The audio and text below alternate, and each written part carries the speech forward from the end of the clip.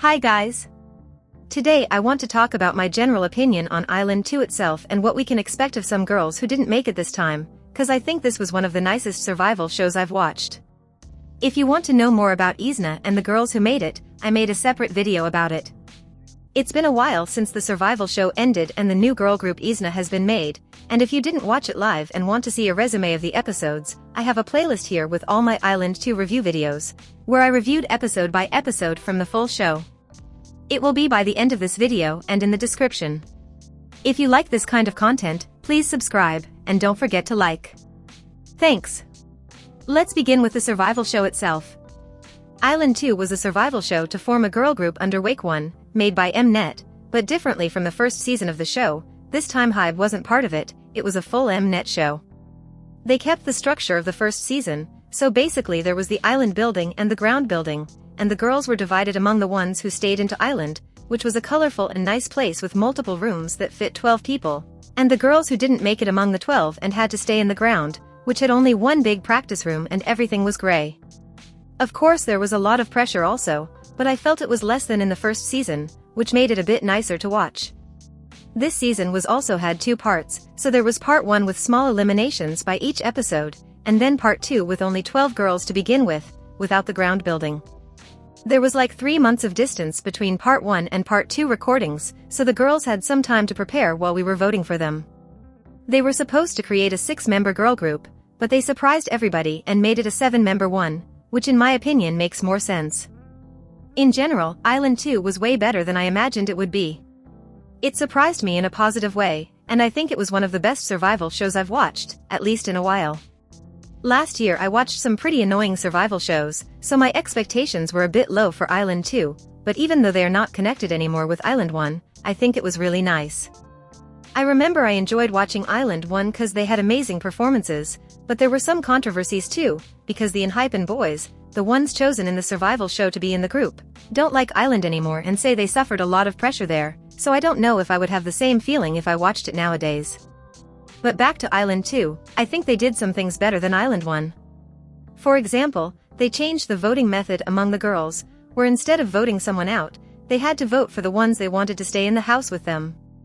Even though it was better like this, they still couldn't avoid some drama and small fights between them, but I think their relationship was built a lot better like this. You could see most of the girls get along with each other very fast.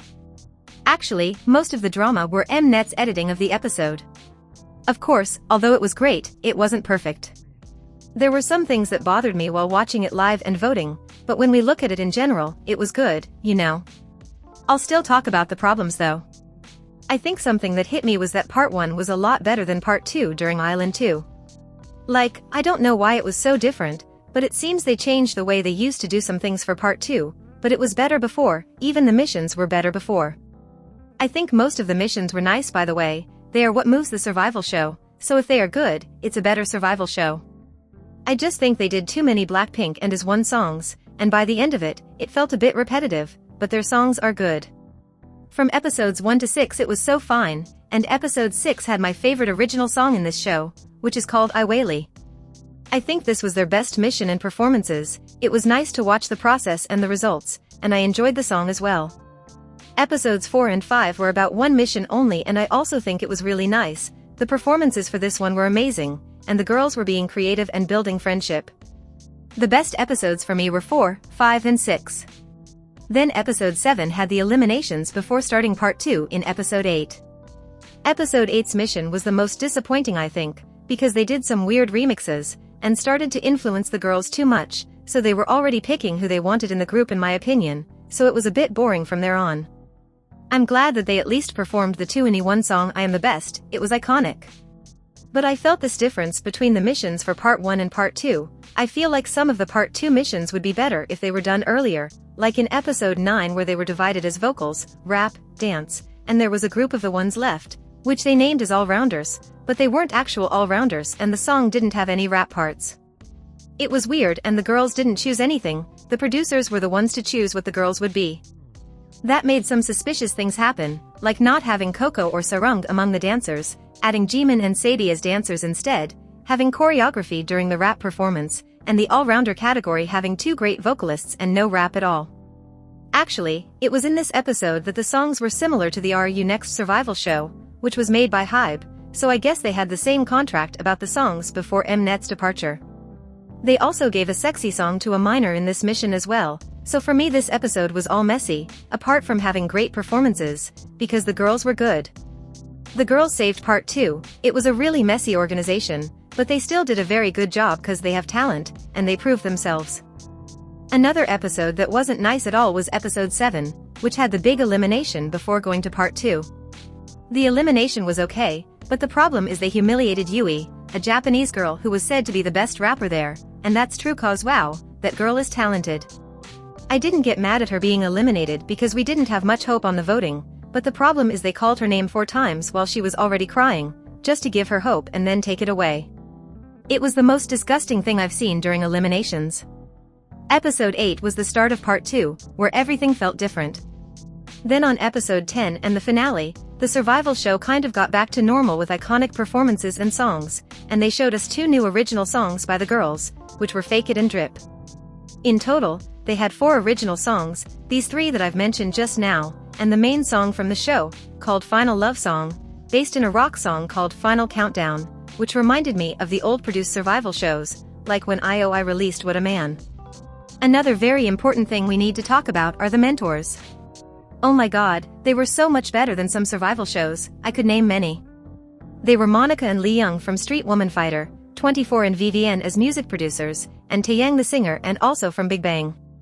Although Monica and 24 were a bit rude sometimes, they were so much more okay than the RU Next survival show. I know we shouldn't be comparing things all the time, but trust me, I'm traumatized by that show. If you didn't watch it, just know that these mentors are way nicer than the RU Next ones. I have reviewed it on the channel if you're interested, I just don't agree 100% with everything I said by the time, but most of it still remains, especially about the coaches. And just as a coincidence, Jimin from ILAND2 came from RU Next, and I think we could notice how different she was here, how happier. They also had some special guests in some episodes, one of them coincidentally also came from RU Next. When I said I think Mnet's previous contract with Hybe for ILAND2 had the rights for the songs, I also think the contract brought some coaches from there. Thankfully, they were only there for some episodes. But moving on, the mentors were nicer here, even with their failures. Sometimes they were rude, but sometimes they were necessary and actually helped the girls, which is what they should do. Now let's talk about some of the girls who didn't make it. If you want to know about the girls from IZNA and the group itself, don't forget to watch my video about it clicking on the card, or by the end of this video. I think the one who shocked us the most was Fuko. Everybody had great expectations, mostly I think because she came from another Mnet survival show, Girls Planet, so we thought they had plans for her to be in this group. But they actually followed the people's votes, which is something new, lol. They chose the 7 most voted girls and Fuko unfortunately was number 8. She was featured in IWaylee as a lyricist and was famous for her vocals during the show. I also think she's very pretty. I'm hoping to see her soon in a new project, and apparently she is still under Wake 1. The number 9 in the finale was Yuju. She was a great rapper and I must admit that after episode 2, where she was the only girl to come from the ground, I thought she would debut with a great background story of evolution, but that didn't happen. During part 2 her popularity came up, but the producers and the editing didn't really favor her, it was like she was a bit invisible sometimes, as she had very little screen time. It's actually surprising she lasted until 9th position. I hope she can be in a group with some focus on rapping, since I think IZNA isn't really focused on that and she isn't really the face of bright concepts, so at the end it makes sense why she didn't make it. The number 10 on the finale was Juri. She surprisingly raised from the ground during the big elimination in episode 7, but she was already calling attention by her great vocals. She was also known to be pretty and she had acted before as representing the singer IU as a kid. I didn't expect her to debut, but I think she will be in a group very soon, since she is a good singer, she's pretty and young. I totally see her in a group with a bright concept, because she has a cute face. For the finale there were only 10 girls, but part 2 started with 12, so 2 of them were eliminated. They were Sujung and Juwon, and there are some interesting things about them. Well, Juwon was never really popular, but she had some chance during part 1. I thought she was very good and, during part 1, I thought she could debut because she was almost an all-rounder. She sang in Panorama, she had the center feeling during the whole part 1, she was one of the best dancers, and she did even rap later in episode 9. But I think it was on episode 6 where things changed. She went to the ground and came back by votes, but then she was almost invisible, just as I said about Yuchu. She had almost no screen time during part 2, so it made her popularity fall, and even though she is Korean, the Koreans didn't like her that much, so that made her fall in the voting, since their votes counted as 50%. Sujung, on the other hand, ended up eliminating herself by the things she said during the show. She was doing okay, not the most popular, but very stable, and everybody thought either way she would debut because she was the best dancer there and she came from Street Dance Girl Fighter 2. She was a high candidate for the final voting or PD pick, even though Monica kept treating her differently. But then during episode 8 she was talking to some girls in a room and she said Mai, who debuted in IZNA, was singing the song wrongly, but she wouldn't tell her because it was a competition. Because she laughed off about Mai, people turned against her and she fell for last place on the voting, being eliminated as soon as possible. Now she has an Instagram account and it seems she doesn't want to be an idol anymore, but she will probably stay in the dance field. As for the other girls who didn't make it to part 2 but had some highlight, we have Yui, who I said was humiliated during episode 7.